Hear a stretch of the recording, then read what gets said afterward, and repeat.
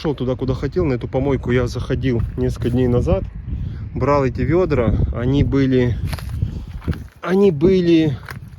закрыты с чем-то внутри, ну с каким-то говном, что еще может быть в этом, блин, целый кондер стоит, прикиньте, короче, какое-то говно. Но вот я сегодня вернулся с инструментом, попробую открыть, вылить это говно и забрать эти ведра, сейчас продолжим.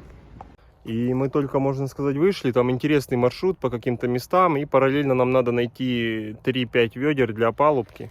И Надя сейчас увидела случайно ведро, вообще одинокое ведро, офигенное, тут валялось в кустах. Мы его вот прикрыли, рядом валялся кусок дождевика. Сзади вот запомнили, что вот, короче, эта ленточка висит, чтобы на обратном пути его подобрать. В общем, начинается вот таким образом путешествие.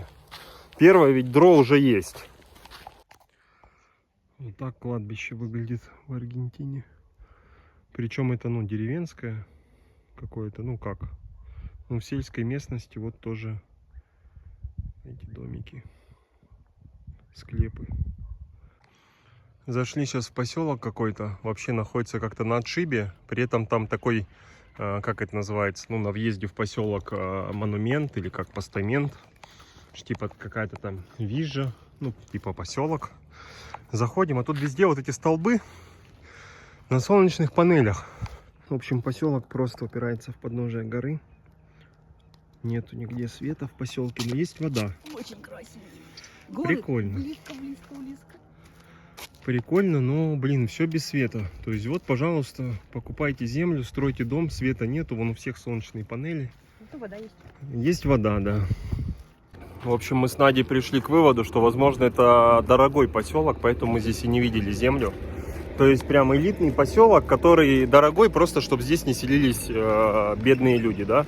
Что здесь будет земля, например, по 20 тысяч долларов за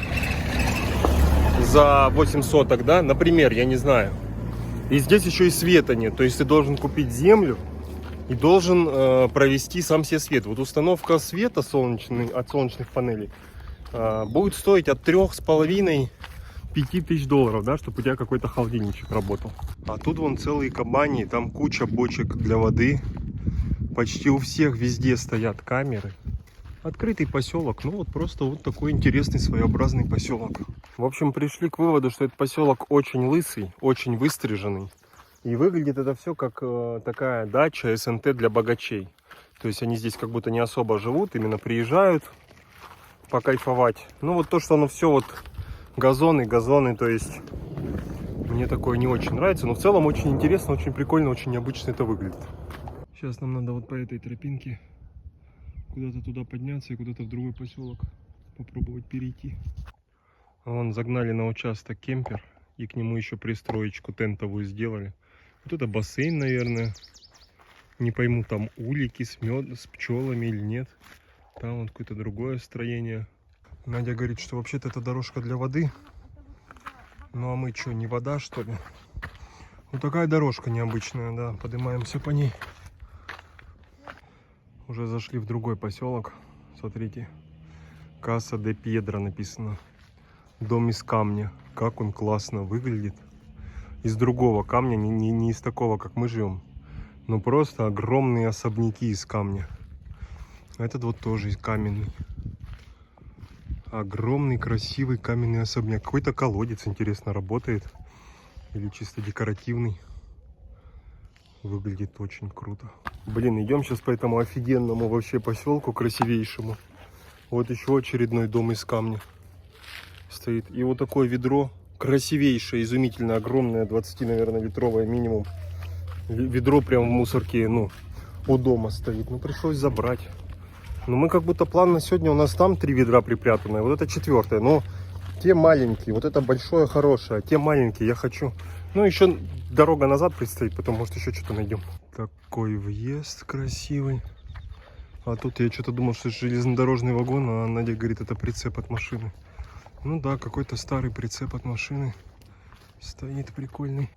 Немного такого заброшенки. Вон там трактор стоит интересный. А тут какая-то Toyota, наверное, или Ford. Тут вообще какая-то авторазборка. Или авторемонт. Вот из такой помойки мы ведро взяли. Только оно прямо около дома стояло. Там он жучок стоит, синенький. Тоже такой домик хорошенький. Ну, какую-то такую дорогу вышли. Вдоль железной дороги идем. Смотрите, какой домик. Такая аллея из тополей, да? И домичек там. Очень красиво. Львы лежат на воротах. Продается вот этот усадьба какая-то. Такая она заброшенная. Свет вырван, щиток. Ну вот стоит на продаже. Там вон пальма. Хочу вам показать, как здесь вот магазины устроены. Вот это просто частный дом. Вот тут машина стоит, вот это вход. А тут магазин, вот тут звоночек. Звонишь. То есть это просто комната в доме, где вот есть какие-то продукты. Ну и тут, в принципе, вон куча алкоголя, чая, парфюмерия есть, сладости, лук, картошка, овощи, сыр. Тут опять алкоголь, бытовое что-то, какие-то тряпочки, чистящие средства, женская гигиена. Ну, в общем, такой вот магазик. Подходишь, звонишь в звоночек, там где-то хозяин чилит. И он подходит, вот тебе продает. Мы сейчас кипятка берем. Взял чувак с нас в этом магазине 2000 песо только за горячую воду. Это, ну, примерно 1,5 бакса. Это, короче, самая горячая вода в Аргентине, которую мы пили. Дорогая. За термос. Фу, самая дорогая. Может, она самая горячая? Обычно 500 песо. Ну, 1000 песо, по-моему, даже 1000 песо я такого не помню. Ну, редкость. А тут 2000. Короче, дорогущая вода. Короче, история какая. Мы сегодня нашли 3 ведра. 2 из этих ведер настолько в хорошем состоянии, что использовать их под фундамент жалко. Рука не поднимается. Когда я начинал эту всю эпопею, я вообще говорил, что, ну, найти себе 8 ведер под фундамент — это очень маловероятная история, что это сродни Деду Морозу загадывать желание. А теперь я этими ведрами еще перебираю. Что это мне жалко под фундамент, это не жалко. И, короче, мы сегодня, да, сходили, вот 3 ведра нашли. А сейчас нас, ну, еще время есть. И мы, короче, хотим еще поискать. Пошли на новую трассу, уже вечереет, конечно. Киоск написано. Хорошенький. Вот тут вот такой навес. Тачки. И вот такая огромная Париша стоит. Смотрите. Много-много маленьких птичек. Маленькие птички.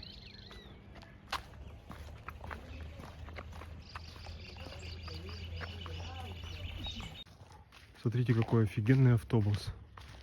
Такой весь разноцветный. Офигенный, прикольный такой автобус. Очень нравится, как он выглядит. А там такой, как бы, приличный дворик. Автобус на номерах стоит. Такая тропинка. Где-то мы сейчас должны к какому-то озеру прикольному выйти. Не видно нигде ведер. Очень чистенько. Домики такие некоторые подуставшие.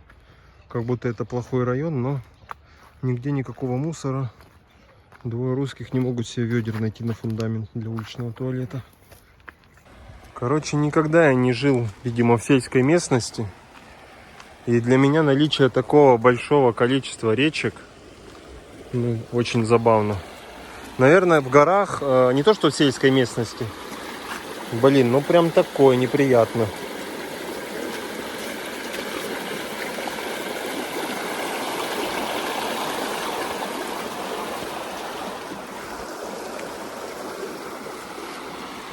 Наверное, в горах это нормально. То, что постоянно речки. Маленькие горные речушки. Да, кис? Угу. Смотрите, в какое место пришли. Офигенно, такой большой, широкой речки мы еще не видели здесь. Потому что везде это, ну, горные речушки. Но вот в этом месте такая заводь прикольная. Иди сюда, котеночек, иди сюда, сладенький, иди сюда. Иди, давай будем чухаться, иди, я тебя поглажу, иди. Иди сюда, красивый. Ай, какой красивый мальчик. Ты посмотрите, какие у него перышки. Он хочет мой альфахор укусить.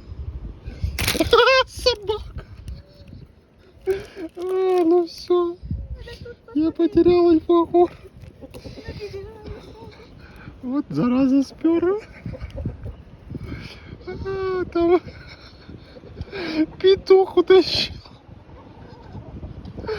Утащил альфахор.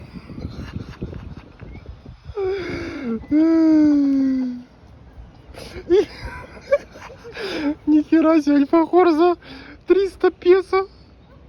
Конечно, или за... ну да, за 300. Вкусный был альфахор с арахисом. Они, короче, похожи тут к туристам, привыкшие. И вот так, ну, чтобы вот так петухи, мне кажется, я у бабушки жил, ко мне петухи так близко не подходили. Гляньте, какие у него толстые лапы. Просто.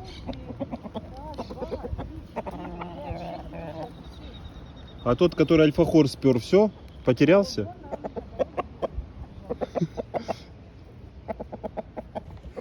Не, ну такого, конечно. Забавно, что мы сегодня целый день пешком, в общем-то, уже обошли, ну, кучу мелких деревушек, вообще прикольно. Ну и как бы ходишь, гуляешь, и реально каждый раз что-то интересное видишь. Ну а тут вообще просто вот тусовка с петухами. Все бегут, свежая кровь пришла. Чем вы нас порадуете? Это получается, надо прийти с чем-то вкусненьким для них. Хлеб, может быть, даже.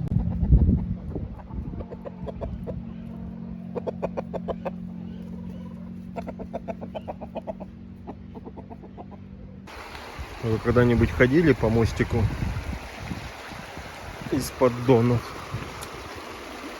Причем такое ощущение, вот эти бочки, вот это, видимо, вырвало одну опору, потому что сзади тоже такая же опора из двух бочек. Кстати, я, получается, под сортир делаю фундамент из ведер, а тут, получается, под мост был фундамент из бочек. Так что рабочая технология. Вон там две бочки слева, это вот, видимо, мост был. Оттуда пришли. Тут такая карета стоит. У дерева. А там какой-то каменный дом. Я думаю, хорошей идеей завершения видео будет похвастаться трофеями помоечными. В общем, вот такие ведра. Какие-то абсолютно вот без дна. Какие-то прям хорошие достаточно. Вот это, например, вообще оно в какое-нибудь дело может пойти, то есть оно абсолютно целое. Вот это, например, тоже целое, но оно из-под краски. Не знаю, еще не смотрел, какие я из этих ведер возьму. Ну и вот, что тут по фундаменту под туалет. Уже 4 ведра вот так залиты. Вот так залиты. И надо еще 4 залить. Вот из тех я и выберу еще 4, которые тут залью. В общем, такие дела.